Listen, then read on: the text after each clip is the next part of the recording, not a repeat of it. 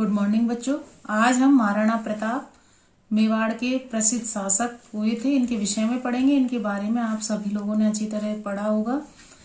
इनका जन्म 9 मई 1540 को कुंभलगढ़ के दुर्ग में हुआ था। इनके पिताजी का नाम महाराणा उदय सिंह था और माता जवंता बाई था। महाराणा उदय सिंह के एक और रानी थी धीर कंवर। धीर कंवर ने उदय सिंह को अपने पुत्र जगमाल को शासक बनाने के लिए राजी कर दिया था। जब उदय सिंह की मृत्यु हुई तो जगमाल ने अपने आप को शासक घोषित कर दिया, लेकिन सामंतों ने प्रताप का समर्थन किया और इस प्रकार 28 फरवरी 1572 को गोगुंदा में महाराणा प्रताप का राजरोहण हुआ। तो बच्चों ये दोनों तिथियां अच्छी तरह याद करनी है। अब देखिए, जब महाराणा प्रताप का राजरोहण हुआ तो मेवाड़ की स्थिति काफी खराब थी। मुगलों के साथ चलने वाले दीर्घकालीन युद्धों के कारण मेवाड़ की राजनीतिक, सामाजिक और आर्थिक व्यवस्था अस्त व्यस्त हो चुकी थी। चित्तौड़ पर देखिए, अकबर ने महाराणा उदय सिंह के समय भी 23 अक्टूबर 1567 को आक्रमण किया था, जिसमें जयमल पत्ता नामक जो सेनापति थे उदय सिंह की, उन्होंने काफी मुकाबला किया और वो शहीद हो गए थे। तो अकबर महाराणा प्रताप पर यानी मेवाड़ पर महाराणा प्रताप के समय भी अधिकार करना चाहता था। उसके मध्य संघर्ष के निम्न कारण थे।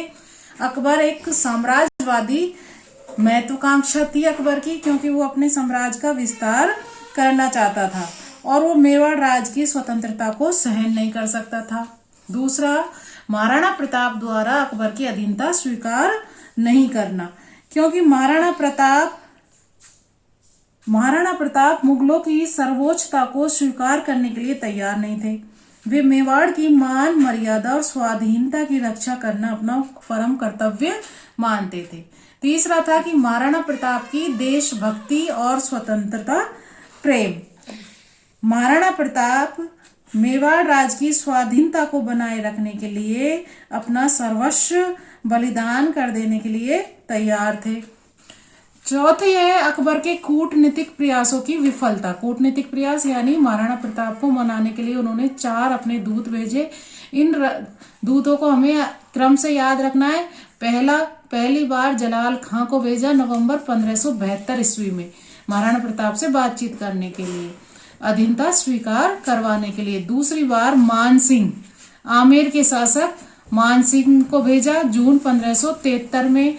तीसरी बार भगवान दास को भेजा अक्टूबर 1573 में और चौथी बार टोडरमल को भेजा दिसंबर 1573 में।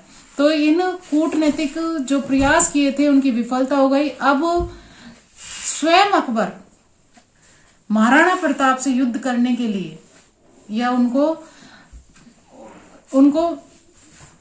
अधीनता स्वीकार कराने के लिए स्वयं अजमेर आया और मान सिंह को मेवाड़ के विरुद्ध भेजी जाने वाली सेना का सेनानायक घोषित किया गया और 3 अप्रैल 1576 को मान सिंह सेना लेकर मेवाड़ की ओर प्रस्थान किया और 2 माह मांडलगढ़ में रहने के बाद अपने सैन्य बल में वृद्धि करके मानसिंह खमनोर गांव के पास पहुंचा और उधर अंत में मानसिंह ने बनास नदी के किनारे मौलेला गांव में अपना शिविर स्थापित किया और प्रताप ने भी मानसिंह से 6 मील दूर लोसिंग गांव में पड़ाव डाला। अब देखिए, ये जो हल्दी घाटी का जो प्रसिद्ध युद्ध हुआ है बच्चों, वो 18 जून 1576 को महाराणा प्रताप और मुगलों के मध्य हुआ। देखिए, इस युद्ध में प्रारंभ में महाराणा प्रताप की सेना का पलड़ा भारी रहा। मुगलों की सेना पर भीषण प्रहार किया और वो 10-12 मील तक उनको पीछे खदेड़ दिया। लेकिन और देखिए बच्चों, इस युद्ध में जो हल्दी घाटी का युद्ध है उसमें मुगल इतिहासकार बदायूं भी साथ था। तो कई बार ये प्रश्न पूछा जाता है कि कौन सा इतिहासकार इस युद्ध में था, तो बदायूं को लिख सकते हैं। वो भी घायल हो गया था।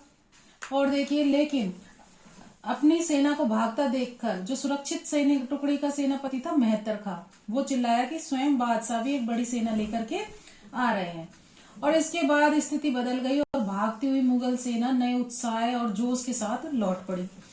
देखिए, इस युद्ध में महाराणा प्रताप अपने प्रसिद्ध घोड़े चेतक पर सवार होकर लड़ रहे थे और मानसिंह मर्दाना नामक हाथी पर सवार था।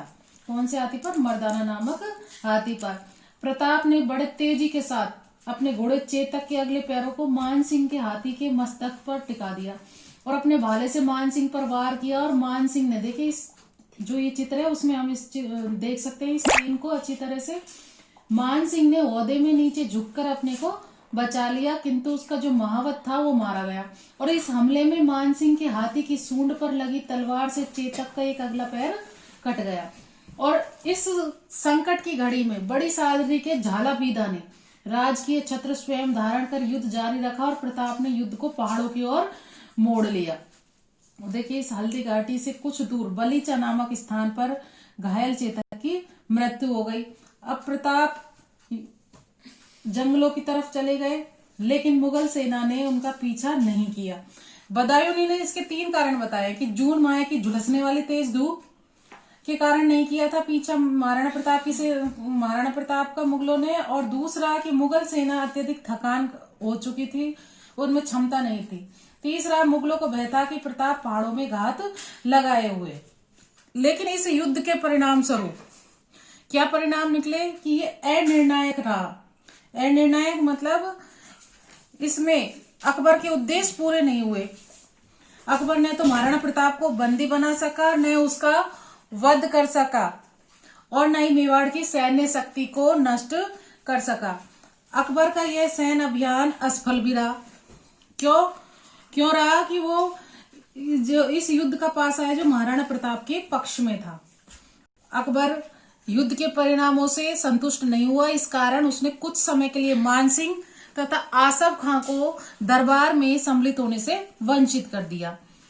और देखिए, अकबर की विशाल साधन संपन्न सेना का गर्व मेवाड़ी सेना ने ध्वस्त कर दिया। देखिए बच्चों, हल्दी घाटी के युद्ध के बाद प्रताप ने कुंभलगढ़ को अपनी राजधानी बनाया और हल्दी घाटी के युद्ध के बाद भी संघर्ष हुआ। इसमें देखो, याद रखने के लिए सेनापति शाहबाज खां को 3 बार महाराणा प्रताप के विरुद्ध भेजा और प्रताप ने हल्दी घाटी के युद्ध के बाद छापामार युद्ध नीति को अपनाया।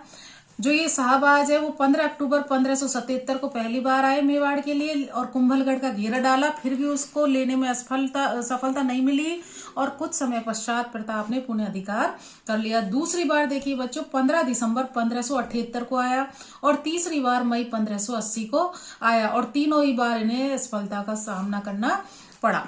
अब महाराणा प्रताप चूलिया गांव में भामाशाह और उसके भाई ताराचंद ने 25 लाख रुपए और 20,000 असरफिया भेंट की और भामाशाह की सैनिक और प्रशासनिक क्षमता को देखकर प्रताप ने भामाशाह को मेवाड़ का प्रधानमंत्री भी नियुक्त किया। और देखिए, इस जो सहायता से महाराणा प्रताप ने अपनी सेना का पुनर्गठन किया। और अब अकबर ने शाहबाज खां के बाद दूसरी बार किसको भेजा? 1580 में अब्दुल रहीम खाना को, और इन्हें भी असफलता मिली। अब देखिए, दूसरा युद्ध और हुआ है दिवेर का युद्ध और ये कब हुआ? 1582 में। और ये दिवेर के दर्रे पर स्थित मुगल थाने पर हमला किया महाराणा प्रताप ने, जिसमें अकबर के चाचा सुल्तान खां मारा गया और दिवेर की विजय के बाद इस पर्वतीय भाग पर प्रताप का अधिकार हो गया। देखिए, कर्नल टॉड ने दिवेर के युद्ध को मेवाड़ का मैराथन कहा है। मैराथन यानी जो धीरे धीरे दौड़ते हैं ना, तो ये युद्ध भी काफी लंबे समय तक चला। तो कर्नल टॉड ने किस युद्ध को मेवाड़ का मैराथन कहा है? दिवेर के युद्ध को। या दिवेर के युद्ध को क्या कहा है? मेवाड़ का मैराथन। किसने कहा? कर्नल टॉड ने। इस तरह से कई प्रश्न आ जाते हैं छोटे वाले। और हल्दी घाटी को कर्नल जेम्स टॉड ने क्या कहा है? मेवाड़ की थर्मोपोली। अब प्रताप के विरुद्ध अंतिम अभियान 6 दिसंबर 1584 को किया और इसमें जगन्नाथ कछवाहा को भेजा और उन्हें भी कोई विशेष सफलता नहीं मिली और निराश होकर 1585 ईस्वी में मेवाड़ से वो चले गए।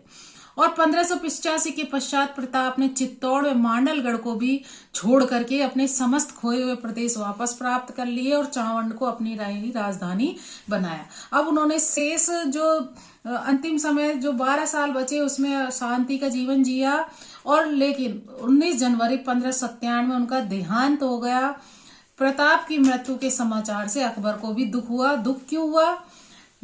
क्योंकि अकबर को इसलिए दुख हुआ कि जिसने ना उसके अधीनता स्वीकार करी, न सैन्य का मुकाबला कर पाया उससे, तो अकबर को भी ऐसे वीर पुरुष पर की मृत्यु पर दुख हुआ। अब देखिए, महाराणा प्रताप विद्वानों के संरक्षक थे। इनके दरबार में इनके दरबारी कवि चक्रपाणि मिश्र ने 3 संस्कृत ग्रंथ, राज्याभिषेक पद्धति, मोहरत माला और विश्व बल्लभ की रचना की। हेमचंद्र सूरी ने गोरा बादल कथा पद्मनी चौपाई की रचना की। और चावड़ में इस समय का प्रसिद्ध चित्रकार निसारदी यानी नासरुद्दीन था। अब देखिए, महाराणा प्रताप के चरित्र की कुछ विशेषताएं पढ़ेंगे। पहली है, निहत्थे पर वार नहीं करना। मैं पॉइंटों के रूप में बता रही हूँ, फिर अंदर आप खुद लिखना। निहत्थे पर वार नहीं करना, कभी भी निहत्थे पर वार नहीं किया। वो सदैव 2 तलवार रखते थे। एक तलवार क्या करते थे, दुश्मन को देने के लिए भी रखते थे। दूसरी है सामाजिक समरसता पर बल। ये इनकी जो मेवाड़ है का राज चिन्ह है, सामाजिक समरसता का प्रतीक है। एक और क्षत्रिय और एक और भील योद्धा, सर्व समाज समभाव का घोतक है। महाराणा प्रताप सभी के प्रिय थे। सब लोग उनके लिए अपना सर्वस्व न्यौछावर करने के लिए तैयार रहते थे। स्वतंत्रता प्रेमी थे। अनेक कष्टों के बाद भी उन्होंने अकबर की अधीनता स्वीकार नहीं की। धर्म और राज चिन्ह के रक्षक थे और उसके लिए कटिबद्ध थे। उनकी मान्यता थी कि जो दृढ़ राखे धर्म को तिहि राखे करतार। शील स्त्री सम्मान, वो स्त्रियों का सम्मान करते थे। जब दिवेर का युद्ध हुआ था, जब 1580 में जब कुंवर अमर सिंह ने शेरपुर के जो मुगल शिविर था उसमें अब्दुल रहीम खान खाना के परिवार की स्त्रियों को बंदी बना लिया था, तो महाराणा प्रताप बड़े नाराज हुए और उन्होंने आदेश दिया कि खान खाना की स्त्री और बच्चों को ससम्मान सुरक्षित भेज दिया जाए। प्रेरणा पुरुष थे। महाराणा प्रताप अपने उच्च आदर्शों और वीरोचित कार्यों के लिए स्वतंत्रता सेनानियों के लिए प्रेरणा स्रोत बन गए। विलक्षण सहयोगी प्रतिभा, अपने उज्जवल चरित्र, विलक्षण सहयोगी प्रतिभा आदि के कारण ही भामाशाह ने अपनी समस्त संपदा महाराणा प्रताप के चरणों में समर्पित कर दी। अब देखिए बच्चों, ये जो आज का टॉपिक है वो 12th क्लास के नए सिलेबस के अकॉर्डिंग है, तो अच्छी तरह पढ़ना है और इसमें आए हुए जो ये प्रश्न है उनको अपनी उत्तर पुस्तिका में करें। धन्यवाद।